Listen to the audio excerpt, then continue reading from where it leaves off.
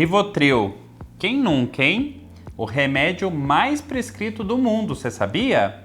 O clonazepam é uma medicação clássica dentro da medicina que veio com a proposta de ser um relaxante, uma medicação para acalmar. E como é prescrito, hein? Eu acho que é impossível você ser médico sem nunca ter feito uma receita azul de Rivotril para alguém. Nesse vídeo nós vamos te contar situações que ainda hoje o Rivotril é uma opção interessante a ser considerada. E você pode se surpreender com as respostas.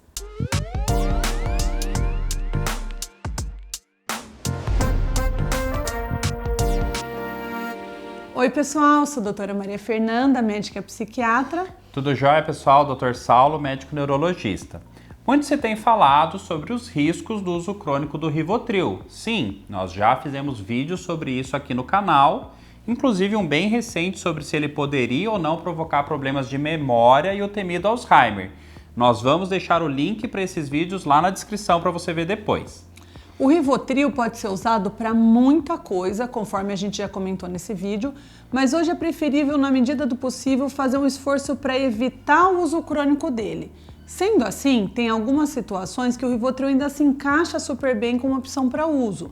Um uso estratégico, planejado e pontual. Nós vamos falar disso. Vou começar com um exemplo. A pessoa tem muito medo de voar, morre de medo de avião. Poxa, tem gente que ocorre uma crise de ansiedade absurda dentro do avião, com palpitação, suor frio, ansiedade, angústia e muito medo.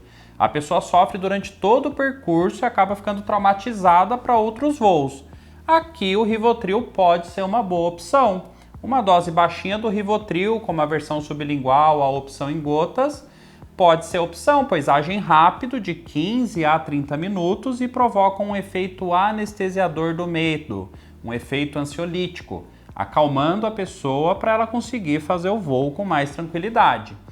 Ele pode ser tomado na sala de embarque, ao chamar para entrar no voo, para aquelas pessoas que já passam mal logo na decolagem, ou quando já estiver no assento, para quem tem problema maior durante o trajeto, quando o avião já está voando.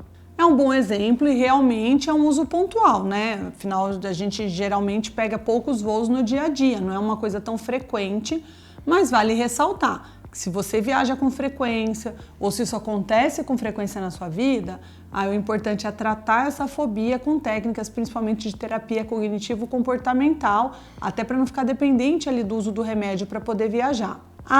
E lembrando que assim, a pessoa pode ficar com um pouquinho de sono, e às vezes é até bom, né? Porque se for um voo muito longo, ele já vai cochilando ali. Só não dá para tomar ele e contar que você vai conseguir assistir um filme e lembrar exatamente, né, do filme inteiro do avião, principalmente porque ele tem um efeito amnésico, né? Ele atua aí um pouquinho aí causando amnésia.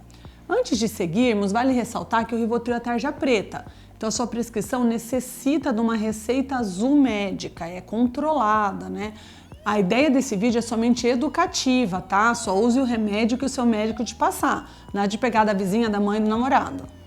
E você tá curtindo? Aperta o botão de curtir para ajudar esse vídeo a chegar em mais gente. Você é muito bem-vindo aqui no canal Neurologia e Psiquiatria. Pegando carona na situação do avião que eu comentei, sabia que o Rivotril também tem poder antivertiginoso? Isso mesmo, para crise de vertigem e tontura, pois ele anestesia os labirintos e o cerebelo, que é a área do cérebro que recebe as informações do labirinto. Assim, temos um outro possível uso dele, para aliviar e abortar crise de labirintite. Por exemplo, uma crise muito intensa de doença de Meniere ou de migrânia vestibular. Para não falar que a crise de vertigem em si é aterrorizante e não raro vem muita ansiedade durante a crise de tontura. O Rivotril atuaria como antivertiginoso e ao mesmo tempo vai reduzir a ansiedade.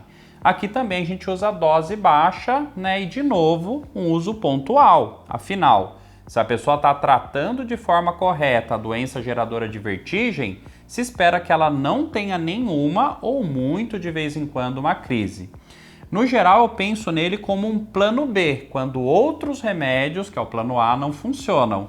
Exatamente porque ele, o Rivotril, pode dar sono e a pessoa perder alguma coisa do dia pelo sono. Aí você troca a tontura pelo sono, às vezes não é tão interessante. Mas é uma opção a ser considerada. Mas eu disse que ia pegar carona com o caso do avião, porque nesse contexto também vai dar para ser usado para quem tem cinetose. O que é cinetose? Aquelas pessoas que têm muita tontura e enjoo no passageiro do carro, no barco, no avião. Se for uma viagem muito longa e muito conturbada, né, com muita turbulência ou muitas curvas, descer para a praia, coisas desse tipo, outras opções falham, aí você pode usar o Rivotril como uma opção inteligente. Dessa nem eu sabia. E claro, não tem como não falar das crises de pânico. Quem sofre de síndrome do pânico e está, né, assistindo aqui, sabe como é terrível demais ter essa crise. É uma sensação de aperto no peito, uma angústia extrema, um medo muito intenso de morrer, uma sensação de morte iminente mesmo. É algo incontrolável e avassalador quando acontece, né? E assim, o pior de tudo pode acontecer a qualquer momento. Eu tô ali de boa, tô tranquilo, tô na minha casa e eu tenho uma crise de pânico. Então eu vou deixar até na descrição aqui um link de um vídeo meu com uma dica importante para crise de pânico, de como você lidar quando você apresentar. Vale você ver depois.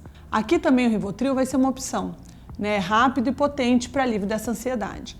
E como o Saulo comentou, a versão sublingual tem a vantagem de ser mais rápida, que é bem útil nesses casos. Vale ressaltar que o uso é pontual e esporádico, somente quando tiver as crises, né?